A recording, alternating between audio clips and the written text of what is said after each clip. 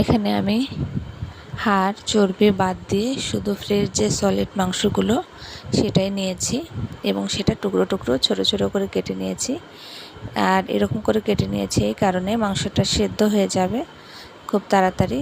আমি কিন্তু হাড় চর্বি কিছুই নেই না, একদম সলিড যে মাংসগুলো সেগুলো নেওয়ার চেষ্টা করেছি। আর এখানে মাংস নিয়েছি আমি 500 গ্রামের একটু বেশি, কারণ এখানে 1 কেজি পরিমাণ ছিল, সেখান থেকে প্রায় আমি অর্ধেকের বেশি মাংসটা নিয়েছি।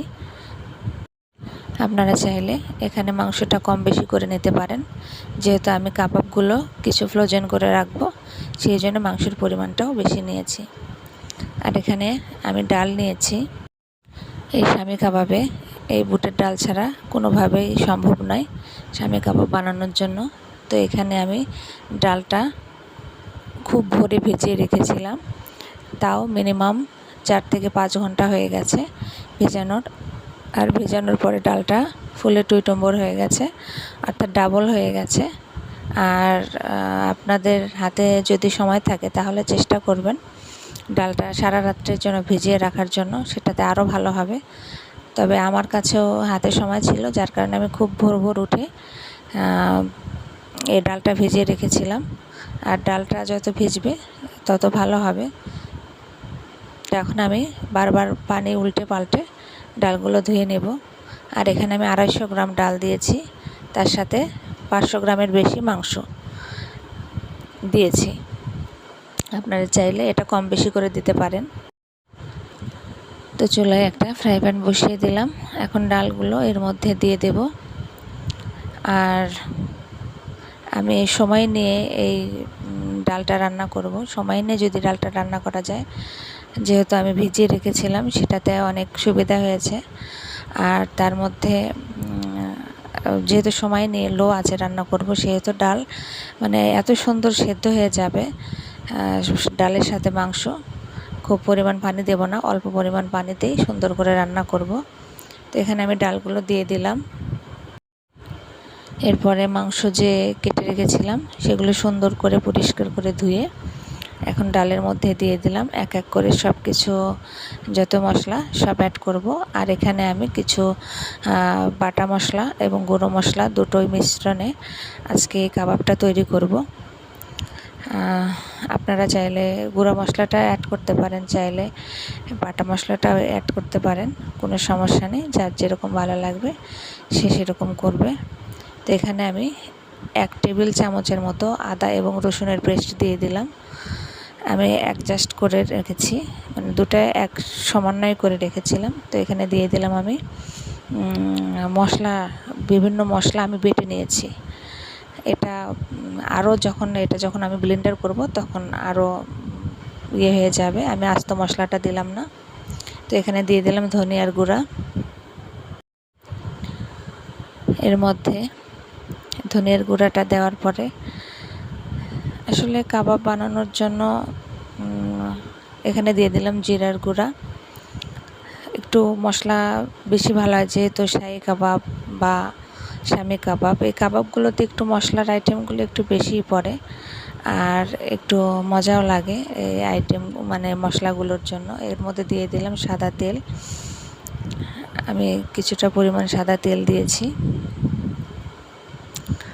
আমি খুব বেশি তেল দেই নাই, আমি অল্প পরিমাণে সাদা তেল দিয়েছি। এখন দিয়ে দিলাম এর মধ্যে লাল মরিচের গুঁড়ি। মরিচটা আমি একটু বেশি দিয়েছি, আপনারা পরিমাণে মরিচটা কম বেশি করে নিতে পারেন, কারণ একটু ঝাল ঝাল মতো হলে পোলাওয়ের সাথে খেতে মজা লাগবে। আর যেহেতু ফ্রোজেন করে আমি রেখে দিব, দিয়ে দিলাম কিছুটা পরিমাণ হলুদের গুঁড়ি, সেই ক্ষেত্রে মজা লাগবে। এই জন্য আমার একটু ঝাল খাবার, একটু স্পাইসি খাবার একটু বেশি পছন্দ। তো এখন দিয়ে দিলাম এর মধ্যে স্বাদ মতো লবণ। আসলে অনেকের ঝাল পছন্দ না, আমাদের বাসায় যেরকম মিষ্টি জাতীয় কোনো কিছু হলে প্রচণ্ড মিষ্টি করে তৈরি করতে হয়, আবার ঝালের প্রিপারেশনগুলো আমরা একটু ঝাল খেয়ে থাকি। কিন্তু যেহেতু আপনার ভাই আসবে, আপনার ভাইয়ের আসা উপলক্ষে এই কাবাবগুলো তৈরি করছি, ওর জন্য ঝালটা একটু কমই দিতে হবে। তো আমি এখন হাত দিয়ে সুন্দর করে মশলা যেগুলো যে দিয়েছিলাম সেই মশলার সাথে আমি সুন্দর করে হাত দিয়ে মেখে নেব। আর প্রথম পর্যায়ে কিন্তু আমি কোনো পানি অ্যাড করব না। এই মাংস থেকে যে পানিটা বের হবে 5 মিনিটের মতো ঢাকা দিয়ে আমি রান্না করব। আর এখন কোনো পানি অ্যাড করব না পরবর্তীতে। তো আমি এখন এভাবেই রেখে দিলাম। আর একদম লো আঁচে রান্না করব। তো 5 মিনিট আমি এখানে এরকমভাবেই ঢাকনা দিয়ে রেখে দেব। 5 মিনিট পরে দেখেন 5 মিনিট পরে এটার থেকে একটু পানি বেরিয়েছে। আর এখন আমি এর মধ্যে কিছুটা পানি অ্যাড করব। তার আগে আর অ্যাড করি নাই। প্রথম পর্যায়ে দেখেন অনেকটাই পানি বেরিয়েছিল। আর এতে আমার মাংসটা এবং ডালটা সুন্দর মতো কষানো হয়ে গেল। একসাথে দুটো কাজ হলো। এখন এর মধ্যে আমি কিছু পানি অ্যাড করব। বেশি পানি অ্যাড করব না, যেহেতু আমি লো ফ্লেমে রান্না করব আর আমি ইন্ডাকশন ওভেনে রান্না করছি। সেই ক্ষেত্রে আরও একদম লোতে দিয়ে আমি ধীরে ধীরে 1 ঘন্টার মতো এটা রান্না করে নেব। তবে হ্যাঁ, মাঝে মাঝে এসে যেহেতু আমি অল্প পানিতে রান্না করছি, সেই ক্ষেত্রে মাঝে মাঝে একটু এসে চালা দিতে হবে, তাছাড়া হয়তো ডালটা লেগে যেতে পারে। তো আমার এই কাবাবের রেসিপিটা যদি আপনাদের একটু ভালো লেগে থাকে তাহলে একটা লাইক করবেন, একটা কমেন্ট করবেন আর শেয়ার করবেন। আর যদি খুব বেশি ভালো লেগে যায় তাহলে ফ্রেন্ডস অ্যান্ড ফ্যামিলির সাথে শেয়ার করবেন। শেয়ার করতে ভুলবেন না। আমার পাশে থাকবেন। আমাকে আপন করে নিয়েছেন, এভাবেই আপন করে রাখবেন। আমাকে ছেড়ে যাবেন না প্লিজ। যারা আমার চ্যানেলটি সাবস্ক্রাইব করেছেন তাদের অসংখ্য অসংখ্য ধন্যবাদ। আর এখনও যারা আমার চ্যানেলটি সাবস্ক্রাইব করেন নাই, দয়া করে আমার চ্যানেলটি সাবস্ক্রাইব করেন এবং পাশে থাকা বেল আইকনটি অবশ্যই বাজিয়ে রাখবেন। পরবর্তী ভিডিওর নোটিফিকেশন সর্বপ্রথম আপনাদের কাছে চলে যাবে। দেখেন আমি বলেছিলাম আমি ধীরে ধীরে রান্না করব, আর পানিও দিয়েছিলাম কম। দেখেন ডালটা প্রায় অর্ধেকের বেশি সেদ্ধ হয়ে গেছে। 50%-এর বেশি, 70% সেদ্ধ হয়ে গেছে। আর কিছুক্ষণ সেদ্ধ হয়ে গেলে ডাল এবং মাংস প্রায় 50% সেদ্ধ হয়ে গেছে। তো এখন আমি আরও কমসে কম 30 মিনিটের মতো রান্না করে নেব। আসলে এই কাবাবগুলো যত ধিমে আছে রান্না করা যায় ততই ভালো। দেখেন আমি 500 দিয়ে রান্না করছি, কত লো ফ্লেমে। আপনারা চাইলে গ্যাসের চুলা এরকম করতে পারেন। তো পানিগুলো শুকাতে 30 মিনিট লাগে নাই, আমার 25 মিনিটেরও কম সময় লেগেছে। তো দেখেন এই যে পানিগুলো মাশাআল্লাহ করে শুকিয়ে গেছে, আর ডালগুলো মাশাআল্লাহ করে সেদ্ধ হয়ে গেছে। শুধু ডাল না, মাংস সেদ্ধ হয়ে গেছে। এখন যে নিচে একটুখানি পানির মতো দেখছেন, এটা আমি হালকা হাতে নাড়াচাড়া করে শুকিয়ে নেব। আর ডালটা দেখেন কেমন সেদ্ধ হয়ে গেছে। মনে হচ্ছে যে আমাকে আর কোনো কিছুতে বাটাবাটি না করলেও চলবে। হাত দিয়ে যদি চটকিয়ে ভালোভাবে মাখা যায় তাহলে এটা মসৃণ হয়ে যাবে। এরকমভাবে সেদ্ধ হয়ে গেছে। লো আঁচে রান্নার মজাটাই হচ্ছে এরকম। আমি কিন্তু পানিটা খুবই কম দিয়েছিলাম, কিন্তু লো আঁচে রান্না করেছে, যার কারণে ডাল এবং মাংস এতটা সুন্দর মসৃণভাবে সেদ্ধ হয়েছে কি বলবো। আমার বেশি সময় লাগবে না এগুলো করতে। তো একটুখানি নিচে যে পানি ছিল সেগুলো আমি কিন্তু একদম শুকিয়ে নিয়েছি। আর দেখেন ডাল, আমি তখন যে বলেছিলাম যে ডাল এবং মাংস কেমন সেদ্ধ হয়ে গেছে। আমার মনে হচ্ছে কোনো বাটাবাটি করাই লাগবে না। তার আগেই আমি এরকম হাত দিয়ে যদি চটকিয়ে মাখি তাও হয়ে যাবে। তো আমি এখন ঠান্ডা করে এগুলো একটু বেটে নিব। মাশাআল্লাহ করে আমি এখন ডাল এবং মাংস যে ইয়েটা করেছিলাম সেটা আমি বেটে নিয়েছি। আর বেটে নেওয়ার পরে নরম ছিল, কিন্তু বেটে নেওয়ার পরে অনেকটা ড্রাই হয়ে গেছে। তো এখানে আমি খুব মসৃণ করেই বেটেটা নিয়েছি। আর এর মধ্যে দিয়ে দিলাম কিছু পেঁয়াজ কুচি। আজকে বেরেস্তা দেই নাই, আজকে কাঁচা পেঁয়াজ দিয়েই আমি কাবাবটা তৈরি করব। এটা অন্যরকম একটা মজা লাগে। আর আর কাবাবের পরিমাণটা একটু বেশি হয়েছে এই কারণে মশলাগুলো অ্যাড করে দিচ্ছি, সেগুলো আগে শেষ করে নেই। তো এখানে আমি দিয়ে দিলাম কাবাব মশলা। আমি এটা হোমমেড নয়, এটা কেনা যে সেটা দিয়েছি। আর দিয়ে দিলাম এর মধ্যে একটা ডিম। মানে অল্প উপকরণেই রান্না করব, যেহেতু মশলাগুলো আগেই অ্যাড করেছি, সেক্ষেত্রে এর মধ্যে আর বেশি মশলা অ্যাড করার কোনো যুক্তিই নাই। লবণ, ঝাল আর বাদ বাকি যে জিরার গুঁড়ি, ধনিয়ার গুঁড়ি, মশলার গুঁড়ি মশলার গুঁড়ি দিয়ে নেই, মশলা কয়েক রকম মশলা আমি বেটে দিয়েছি। আর এখানে শুধু দিয়েছি কাঁচা পেঁয়াজ, ডিম এবং কাবাব মশলা এই দিয়েছি। তবে আমার মনে হচ্ছে প্রচণ্ড ড্রাই, আমার মনে হচ্ছে যে ডিম আরেকটা লাগবে। তো আমি মেখে নেওয়ার পরে আরেকটা ডিম দেব। তবে এখানে আমি কোনো বিস্কিটের গুঁড়া ইউজ করি নাই। আর আরেকটা কথা মনে রাখবেন, ডিমটা কিন্তু বাধ্যতামূলক দিতেই হবে, কারণ এই কাবাবের জন্য। এই যে আমি আরেকটা ডিম দিয়ে দিলাম, আমার 2টা ডিমই লেগেছে। তো যাই হোক, কাবাবটার ক্ষেত্রে ডিমটা মাস্ট বি দিতেই হবে, কিছু করার নাই, কারণ এই ডিমটাই হচ্ছে কাবাবটাকে ধরে রাখবে বাইন্ডিংয়ের কাজে। আর আপনাদের এই ডিম দেওয়ার ক্ষেত্রে অনেকের কাবাবের যদি নরম হয়ে থাকে, সেক্ষেত্রে আপনারা ব্রেড ক্রাম্বস বা পাউরুটি গুঁড়ো করে বা বিস্কিটের গুঁড়া যে কোনো একটা কিছু দিতে পারেন, কোনো সমস্যা নেই।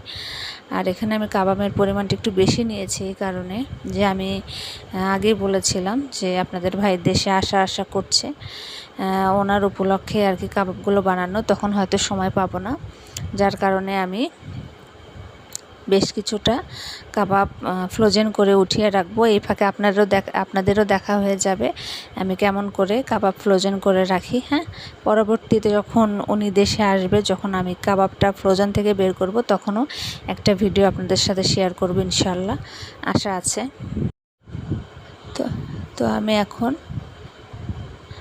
এই কাবাব যেরকম হয় এরকম করে গড়ে নিচ্ছি। কাবাবের তো আর কোনো রকম স্টাইল হয় না। এই দেখেন কত সুন্দর মসৃণভাবে আমার কাবাবগুলো হয়ে যাচ্ছে। আমি একটু বড় বড় করেই কাবাবগুলো গড়ে নিচ্ছি। আর আমার এই কাবাবের পরিমাণটা অনেক বেশি হয়েছে, আমি রেখে দেবো, যার কারণে একটু নিচ্ছি। তো এই দেখেন আমি এরকম করে চেপে চেপে কাবাবগুলো গড়ে নিচ্ছি। আপনারা চাইলে এখানে কাঁচা পেঁয়াজের পরিবর্তে বেরেস্তাটা ইউজ করতে পারেন। তো আমি এখানে কাঁচা পেঁয়াজটাই দিয়েছি। হ্যাঁ, আরেকটা কথা বলতে ভুলে গেছি, এর মধ্যে আপনারা কাঁচামরিচ এবং ধনিয়া পাতাটা দিতে পারেন। যেহেতু আমি ফ্রোজেন করে রাখবো, যার কারণে আমি কাঁচামরিচ আর ধনিয়া পাতাটা স্কিপ করেছি। আপনারা চাইলে দিতে পারেন। আর যদি টাটকা কুক করতে চান, রান্না করে খেতে চান, সেই ক্ষেত্রে দিলে আরও ভালো হয়। তবে ফ্রোজেনের ক্ষেত্রে না দেওয়াটাই বেশি বেটার। তো মাশাআল্লাহ করে আমার কাবাবগুলো গড়ে নেওয়া শেষ। আমি সবগুলো কাবাব গড়ে নিয়েছি। দেখেন মাশাআল্লাহ করে অনেকগুলো কাবাব এখানে আছে, আর বেশ কিছুটা কাবাব কিন্তু রয়ে গেছে, সেগুলো করব। যেগুলো আমি গড়ে নিয়েছি, এগুলো সব আমি ফ্রোজেন করে রাখবো আপনাদের ভাইয়ের জন্য।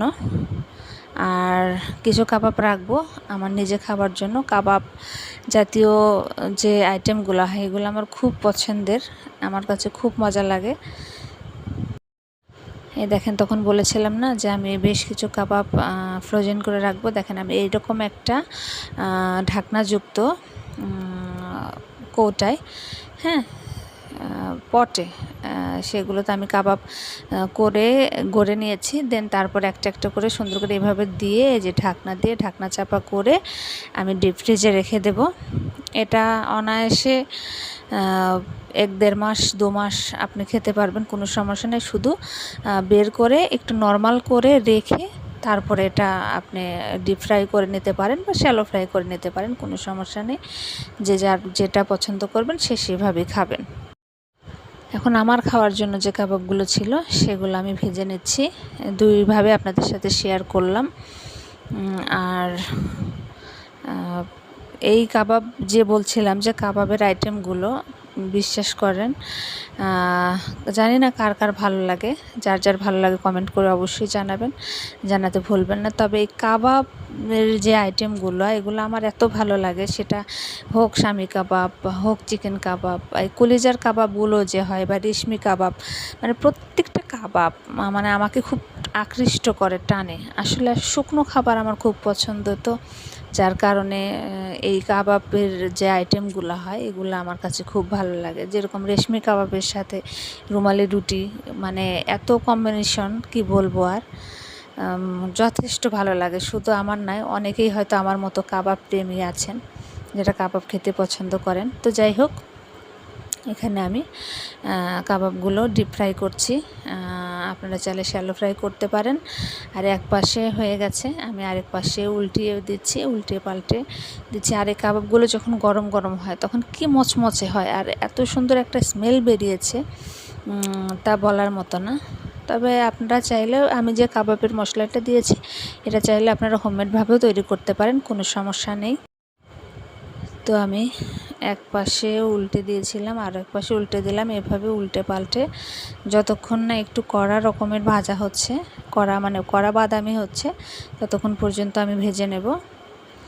আর এই বুদবুদগুলো, এই ফেনাগুলো হচ্ছে ডিমের কারণে, সেটা আপনারা সবাই জানেন। তো এক পাশে হয়ে গেলে আমি আরেক পাশে উল্টে পাল্টে, মানে যতক্ষণ না ব্রাউন শেপ আসছে ততক্ষণ ভেজে নেব। তো আসলে আমার হাজব্যান্ড থাকে না, দেশে থাকে না, বাইরে থাকে।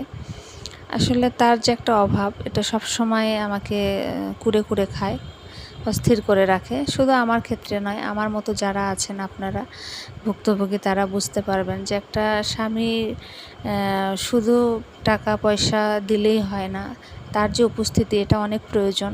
একটা সংসার, একটা ছেলে মানুষের থাকাটা খুব প্রয়োজন। তো কি আর করা, কিছু করার নেই। সব জীবনযাপন এভাবে চলতে হবে, এভাবেই হইতে হবে, কিছু করার নেই। তো আমার কাবাবগুলো হয়ে গেছে মাশাল্লাহ করে, আমি এখন নামিয়ে নেব। এখানে সার্ভ করে দিয়েছি, তৈরি হয়ে গেছে আমার শাহি স্বামী কাবাব, গরুর মাংসের স্বামী কাবাব। তো আমি চেষ্টা করেছি আপনাদের সাথে একদম সহজভাবে, ঘরোয়াভাবে দুইভাবে কাবাব মানে রেসিপি আপনাদের শেয়ার করার জন্য, কিভাবে ফ্রোজেন করে রাখতে হয়, দেন কিভাবে বা খাবেন সেটাও আমি আপনাদের সাথে শেয়ার করেছি কাবাব রেসিপিটা। তো যদি আমার এই রেসিপিটা ভালো লাগে তাহলে অবশ্যই একটা লাইক করবেন, একটা কমেন্ট করবেন, কেমন? তো আজকের মতো ভিডিওটা এখানে শেষ করব, আর কথা বাড়াবো না। দেখা হবে অন্য কোনো ভিডিওতে, অন্য কোনো ব্লগে।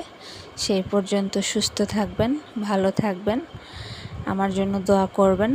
আমি আপনাদের জন্য তো কিছু করতে পারছি না দোয়া ছাড়া। আপনারা যে ভালোবাসা আমাকে দিয়েছেন, অসংখ্য অসংখ্য ধন্যবাদ। আল্লাহ হাফেজ, আসসালামু আলাইকুম।